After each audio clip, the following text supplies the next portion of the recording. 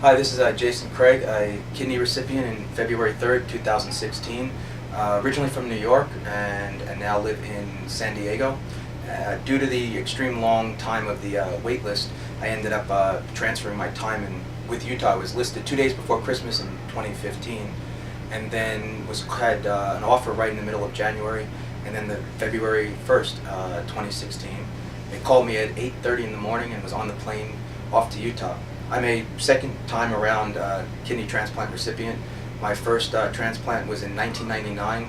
Did dialysis for a short time as my mom was my donor, who was actually a living related, non-related, which means my mom, I was adopted, but she was she was a good match.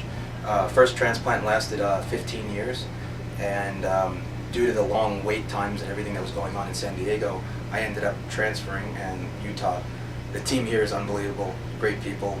Dr. Vijay and Dr. Alonso were on their 27th hour when they started my transplant, and everything went off without any issues. Currently, a year, right on the 1-year anniversary, which was February 3rd, 2017, I ended up having a left hip replacement, and that was my present to myself, and that was due to the avascular necrosis from the medications in terms of transplant long-term anti-rejection medications. They're great when they work, but they have the side effects that many of us know and have experienced. I've also had my right hip done. That was 9 months ago, but I've never stopped working. I work full-time for the federal government. I've had I swim and competed in cornhole. Ended up silver medaling in that, so that was nice. Go Utah! And after seeing everything and the amazing people, I tip my hat off to the doctors, especially Dr. Morris, had mentioned the Transplant Games to me and explained it to me. I had never even heard about it, and even being a long-term transplant recipient and being in the situation in the community, I've never heard about it. It was very interesting, and I looked into it, and I'm contemplating the games of 2019 in the World Games, and competing in that and both the games over in New Jersey, which close to where my original hometown is. Let's see, both my parents have been really supportive. They've always been there. We actually spent 6 weeks living in Murray, the Residence Inn, great hotel, nice people.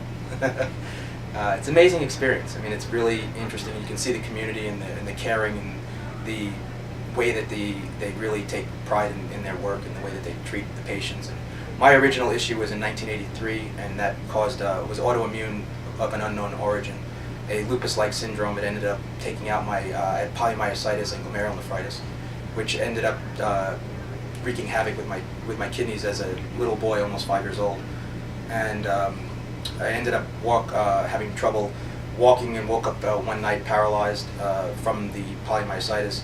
It ended up a blessing was Albert Einstein College of Medicine. The doctor, who was Dr. Ira Greifer, who's now passed, he was the head of pediatric renal, came to the hospital and said, "You need to move him." I was moved that evening. They did solumedrol pulse therapy, which is high-dose steroids, and it ended up reversing everything. But I had lost the 70% of my function. But I still managed to keep all my function until I was 19 and a half.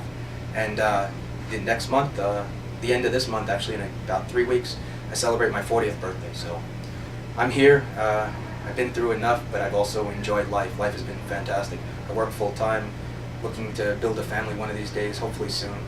Single women out there, I'm available.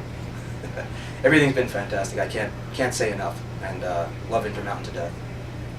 That's my story. I'm always here. I'm always available, and hopefully in the future I'm going to look forward to working with Intermountain Donor Services to do some outreach and hopefully travel around and meet a lot of really interesting people.